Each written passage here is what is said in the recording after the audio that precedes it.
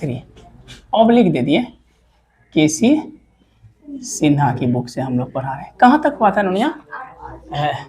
क्या था question number 9 था ना, क्वेश्चन नंबर 9। रुकिएगा पहले लिख देते हैं क्या है बोलिए तो। अच्छा यहीं रखते हैं, ठीक है पूछिए, एक बार हम रिकॉल कर देंगे, समझिएगा। क्वेश्चन नंबर 9 लिख देते हैं कि 9 का, इसमें 2-4 सवाल अच्छा है।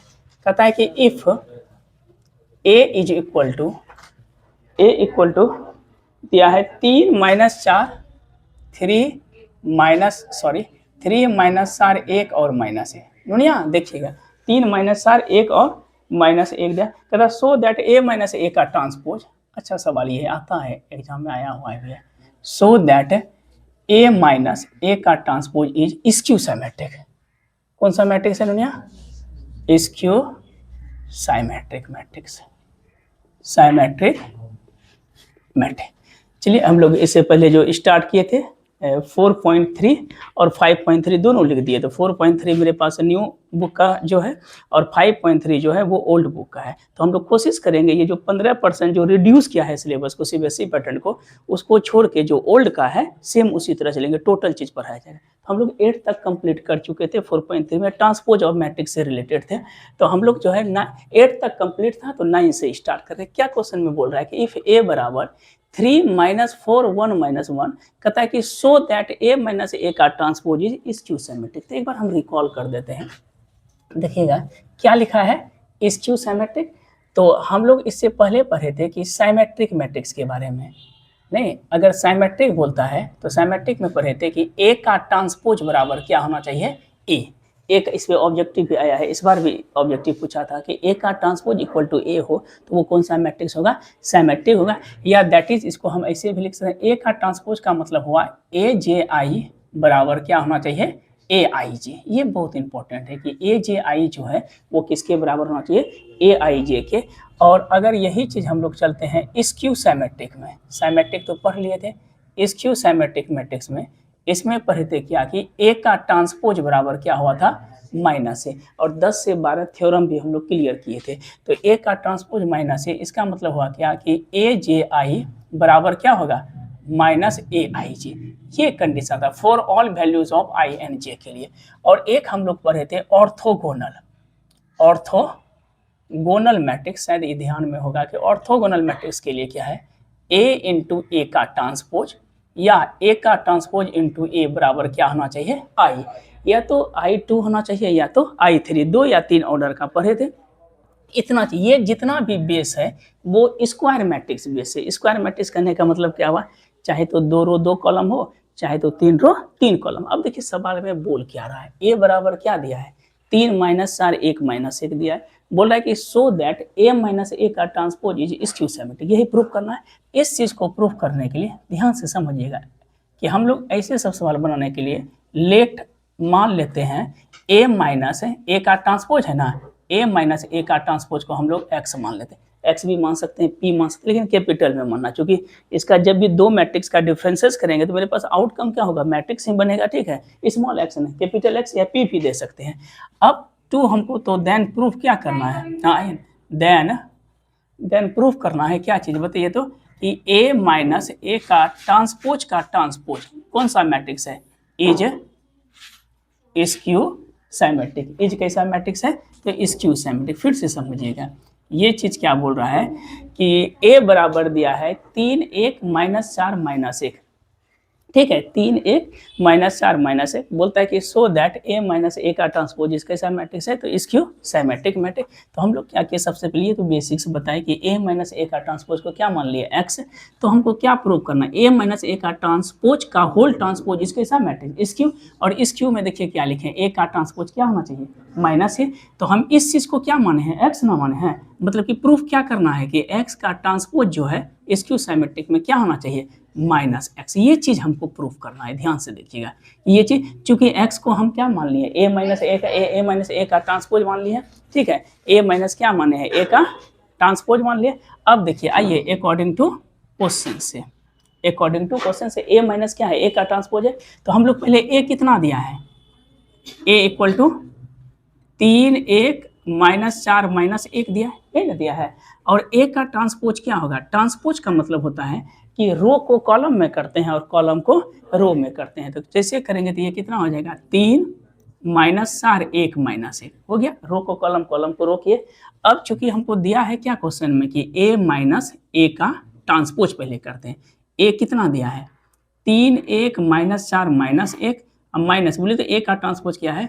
3 1 -4 -1। और एक चीज ध्यान में रखिएगा कि अगर स्क्यू सिमेट्रिक मैट्रिक्स प्रूव करना है तो हर हमेशा उसका डायगोनल एलिमेंट जो होगा वो 0 होगा। नहीं पढ़े थे ना कि डायगोनल एलिमेंट ऑलवेज क्या होता है? तो 0। तो हम इसको जैसे करेंगे देखिएगा, माइनस करेंगे तो बीच में माइनस है नहीं, 3 माइनस क्या हो जाएगा? 3 -4 -1 1 +4, इधर क्या होगा? -1 माइनस माइनस +1। तो ऑब्वियस है कि ये मेरे पास रिजल्ट क्या हो गया? 0 -5 5 और 0। देखिए अगर डायगोनल एलिमेंट 0 होने लगता है तो समझिए कि वो कंडीशन किसको होल्ड करता है? इसको सिमेट्रिक को। तो हम क्या लिखे हैं? a माइनस ए का ट्रांसपोज। और इसको हम क्या माने थे? x ना माने थे। ये किसके बराबर हो गया? ये x के बराबर। अब हमको क्या प्रूव करना है? x का ट्रांसपोज बराबर क्या होना चाहिए? माइनस है। तो सिंस बते तो x का मान कितना निकाले हम लोग? अभी जस्ट निकाले हैं। तो 0 -5 फिर उसके बाद 5 और 0। तो हमको अभी जस्ट बोले कि क्या प्रूफ करना है? x का ट्रांसपोज बराबर -x। नहीं, x का ट्रांसपोज बराबर माइनस है। तो जैसे हम इसका ट्रांसपोज करेंगे तो मेरे पास रिजल्ट क्या होगा? 0 -5 5 और 0, ये ना होगा रिजल्ट इसका। और इसमें क्या कर देते हैं? माइनस बोले x का मान कितना है? 0 -5 5 और 0। जब इसको माइनस से हम मल्टीप्लाई करते हैं तो ये हो जाएगा 0 5 -5 और 0। -0 तो नहीं ना होता है। तो देखिए ये दोनों बराबर हो गया ना। तब मेरे पास जो फाइनली रिजल्ट लिखेंगे देयरफॉर a माइनस ए का ट्रांसपोज इक्वल टू क्या माने हैं? x ना। इज कैसा मैट्रिक्स हो गया? Skew symmetric. तो इसमें आपको मार्क्स जो है हाफ मार्क्स भी नहीं कटेगा। इस तरह से डायरेक्ट भी बना सकते हैं, लेकिन इसको एज्यूम अगर कर लेंगे या लेट कर लेंगे कि x बराबर x का ट्रांसपोज तो ज़्यादा। एक और इसी पे प्रॉब्लम बताते हैं। 9 का 1 है। आज ये कंप्लीट हो जाएगा, कल से एनसीईआरटी शुरू होगा। कल एनसीईआरटी एनी हाउ कंप्लीट करेंगे।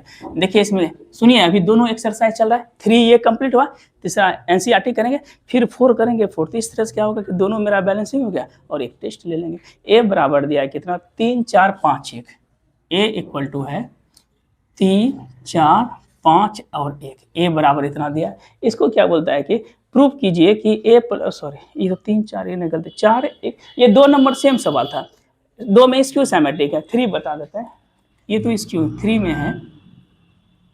3 में दिया है आपका क्या? 4 5 1 8। 4 5 1 8 कहता है कि इसको प्रूव कीजिए। इज ये कैसा में इतना दिया हुआ है तो कहता है कि सो दैट दिखाना है हमको क्या? a प्लस ए का ट्रांसपोज इज कौन सा मैट्रिक्स है? तो स्क्यू सिमेट्रिक मैट्रिक्स। ये जो मैट्रिक्स है ये कैसा मैट्रिक्स है?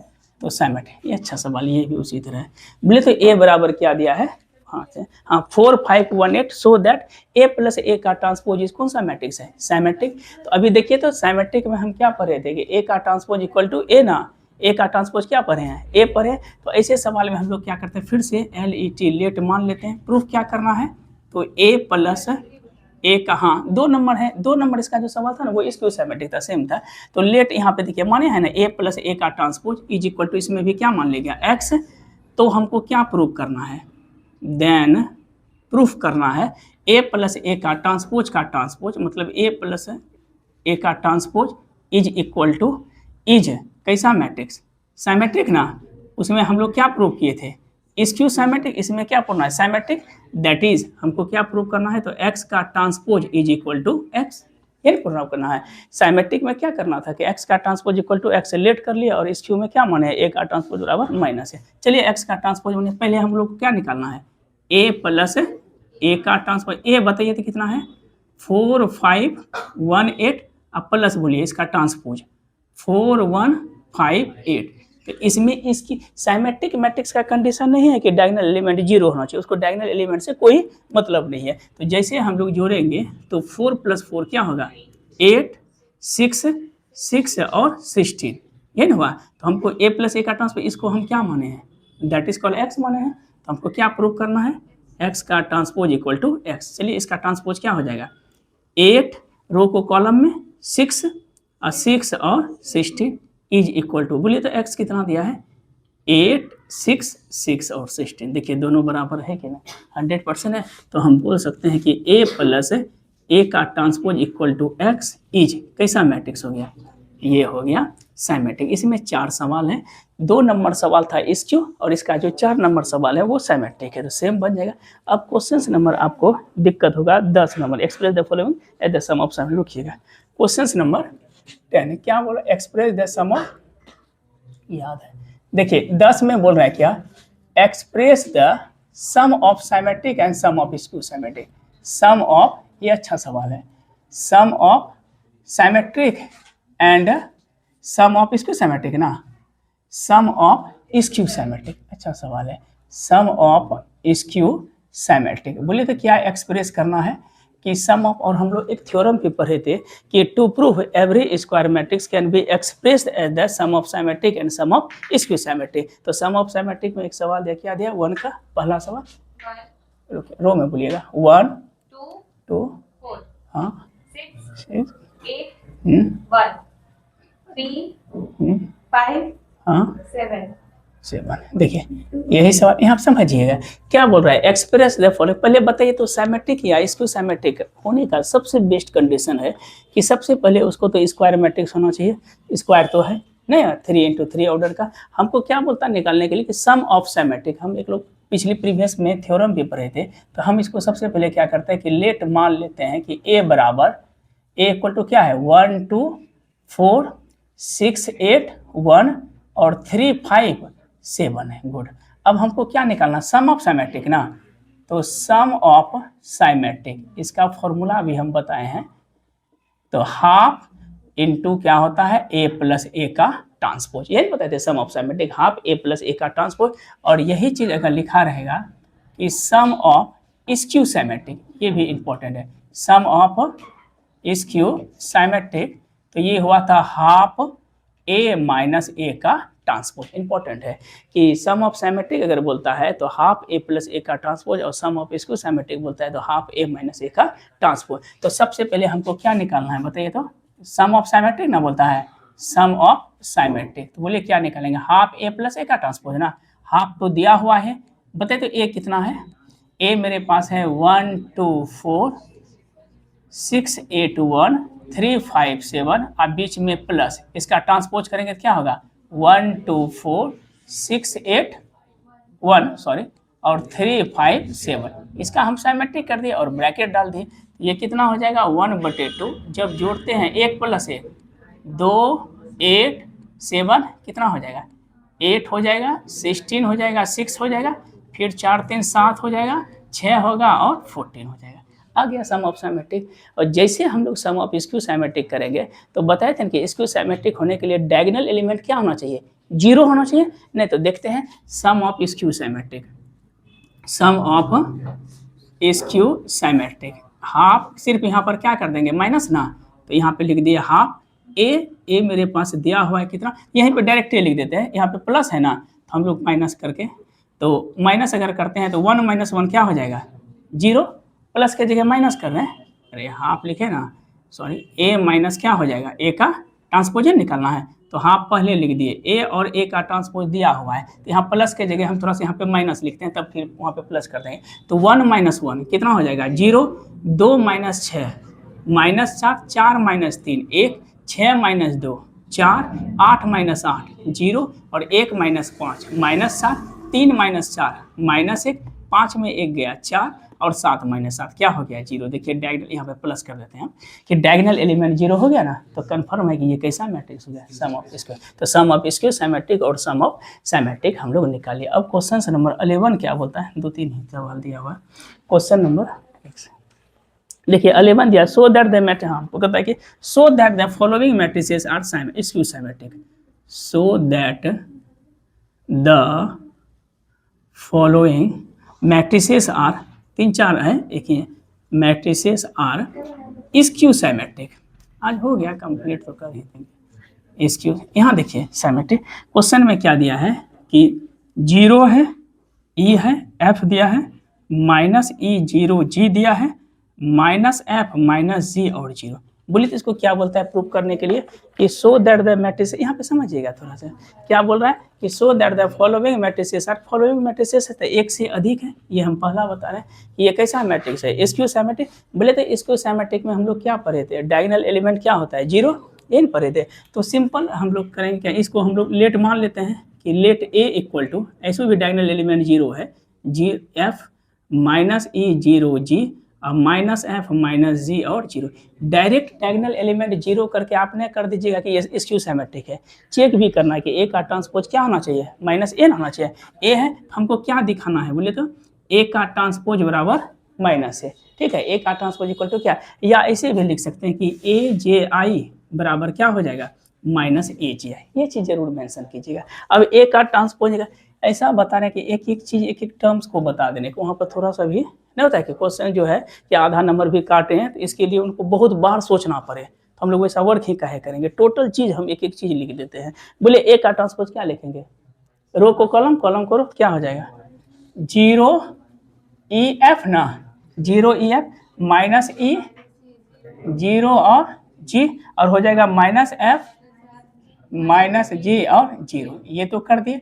और जैसे हम आगे में क्या लगाएंगे, माइनस लगाएंगे, नहीं माइनस ए ना, फिर इसको लिख देते हैं zero E F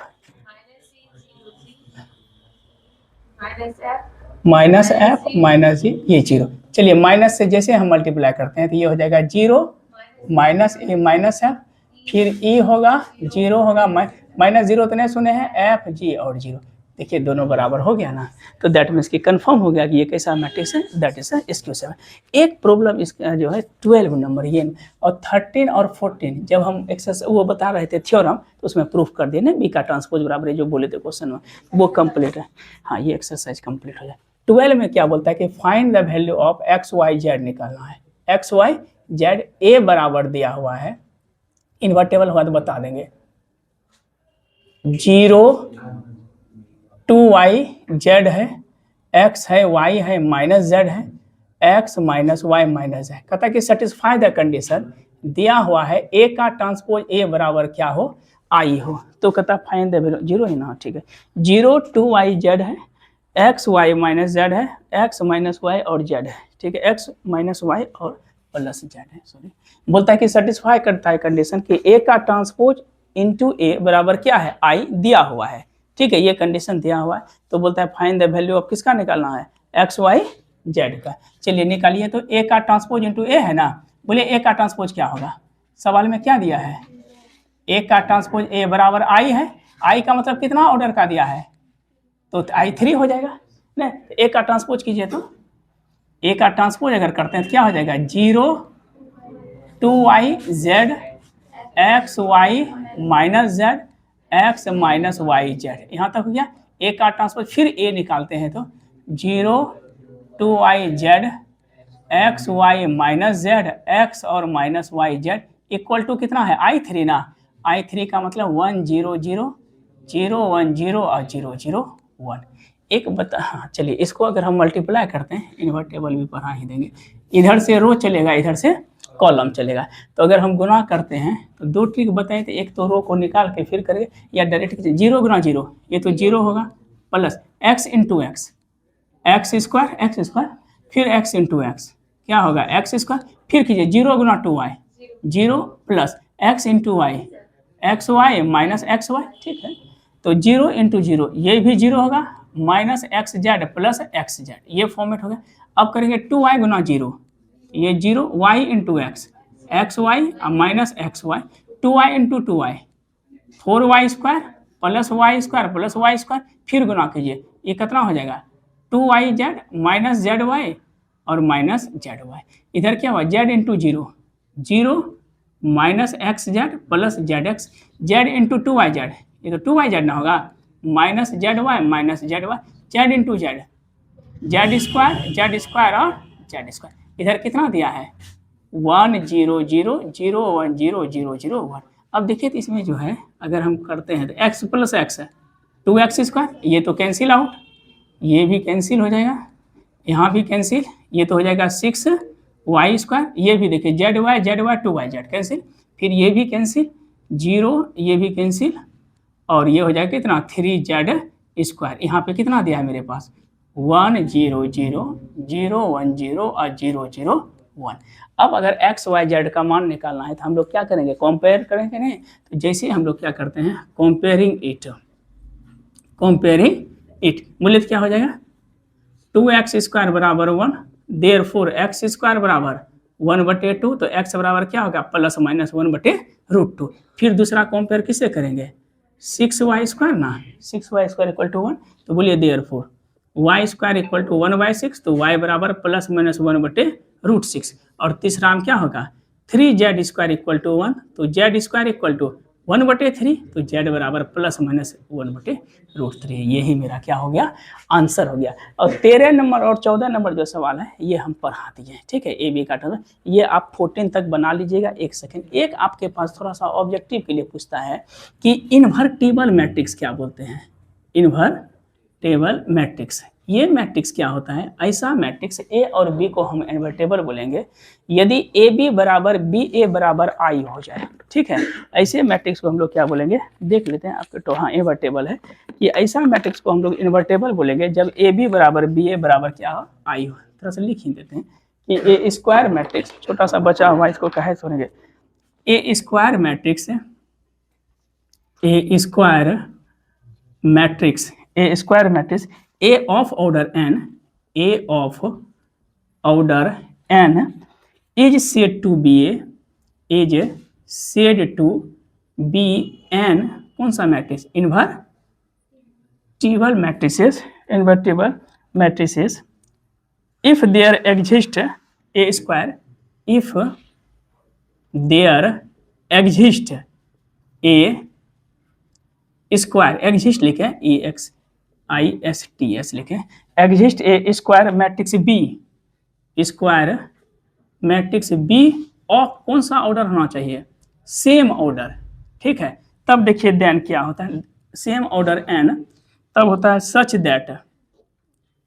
that A B बराबर बी ए बराबर क्या होना चाहिए आई एन होना चाहिए, जहां पे आई एन मेरा कैसा मैट्रिक्स है, इज ए यूनिट मैट्रिक्स, नहीं कौन सा मैट्रिक्स है, यूनिट मैट्रिक्स। एक बार समझा देते हैं कि a square matrix A of order N is set if there exist, अगर ए कोई स्क्वायर मैट्रिक्स है और बी भी एक ऐसा स्क्वायर मैट्रिक्स है जो एग्जिस्ट करता है ऑर्डर एन का मतलब या तो 2 गुना 2 है या तो 3 गुना 3 है। अगर ए बी गुना बी ए बराबर आई हो जाए, इसका आई एन के अगर 2 ऑर्डर का रहेगा तो क्या होगा, ए बी बराबर बी ए बराबर कितना हो जाएगा I2, और 3 ऑर्डर का रहेगा तो क्या लिखेंगे, ए बी बराबर बी ए बराबर I3, 4 ऑर्डर का रहेगा 4 तो 2 3। अगर ये क्या हो जाए, ऐसा मैट्रिक्स ए बी मानना है जिसको दोनों को मल्टीप्लाई किए और वो मेरा रिजल्ट क्या हो जाए, यूनिट मैट्रिक्स आ जाए, तो ऐसे मैट्रिक्स को हम लोग क्या बोलते हैं, that is called invertible matrix बोलेंगे। क्या बोलेंगे, तो ए भी किए और बी ए भी किए। इस पर हो सकता है कि प्रॉब्लम आए, तो एक सवाल इस पर भी हम लोग करेंगे कि इन्वर्टेबल मैट्रिक्स बोलेंगे, ऐसे मैट्रिक्स को इन्वर्टेबल बोलेंगे जिसमें कि ए बी बराबर बी ए बराबर आई। तो इसका अगर एग्जाम्पल लेना है छोटा सा, हम खाली यहीं पे दिखा देते हैं इन्वर्टेबल मैट्रिक्स का एक एग्जाम्पल ले लेते हैं कि ए इक्वल टू दिया है कितना 3 रहेगा एग्जाम्पल, ठीक 3 10 2 और 7 यहाँ पे लिखे हैं, और बी इक्वल टू दिया है कितना, तो 7 -2 -10 और 3 दिया है। इसमें हमको बोले तो क्या प्रूव करना है कि A B equal to B A equal to I2 है ना, I2 का मतलब क्या हो जाएगा 1 0 0 1। ये चीज़ हमको क्या करना है, प्रूव करना। अब देखते हैं ए बी कीजिए तो मल्टीप्लाई, देखिए कितना आता है, 3 गुना 7 21, 10 गुना 2 -20 हो जाएगा। फिर 3 गुना 10 करेंगे तो क्या होगा -30 प्लस 10 गुना 3 30, 2 गुना 7 14 हो जाएगा, -7 गुना 2 14, और 2 गुना करेंगे तो 20, और 7 गुना 3 करेंगे कितना हो जाएगा 21। देखिए तो इसका रिजल्ट कितना हो गया, ये तो हो गया ना 1 0 0 1 आ गया ना I2। इसी तरह से अगर हमको क्या करना है, बी से ए करेंगे। चलिए बी मेरा क्या है, ये वाला पार्ट है, तो पहले बी लिख देंगे और इधर ए कर देते हैं। 3 10 2 और 7 गुना कीजिए तो 7 गुना कितना होगा 21 -20, फिर कितना हो जाएगा 70 -70 -6 प्लस 6 और कितना होगा -10 प्लस 21। देखिए तो रिजल्ट कितना हो गया, ये भी 1 हो गया 0 0 1 आ गया ना I2। तो ऐसा मैट्रिक्स लेंगे जो ए बी बराबर बी ए बराबर क्या हो जाए, आई हो जाए। तो ऐसे मैट्रिक्स, ये छूटा हुआ था एक ऑब्जेक्टिव के लिए, ऐसे मैट्रिक्स को हम क्या कहेंगे, इन्वर्टेबल। आज मेरा एक्सरसाइज जो है ये पूरा कंप्लीट हो गया केसिस ना से। अब हम लोग कल जो वर्क करेंगे वो एनसीईआरटी तो लगभग बन ही जाएगा, एक आध सवाल मिलेगा हमको लगेगा 10 से 15 मिनट में खत्म। तो कल ही हम लोग शुरू स्टार्ट कर देंगे कौन सा, तो find the inverse of matrix, एक जो है ना हम लोग एलिमेंट्री ट्रांसफॉर्मेशन से बताएंगे। तो आज तक के लिए आज आप लोग कंप्लीट जो है 12 तक बताएं, 13-14 ऑब्जेक्टिव बता दिए हम थ्योरम, तो 14 तक आप कंप्लीट कर लीजिएगा। और इन्वर्टेबल भी समझ गए, ऐसे मैट्रिक्स को इन्वर्टेबल बोलेंगे जिसमें ए बी बराबर बी ए बराबर क्या हो जाए, आई हो जाए। तो यहाँ तक कंप्लीट हो गया कल के लिए।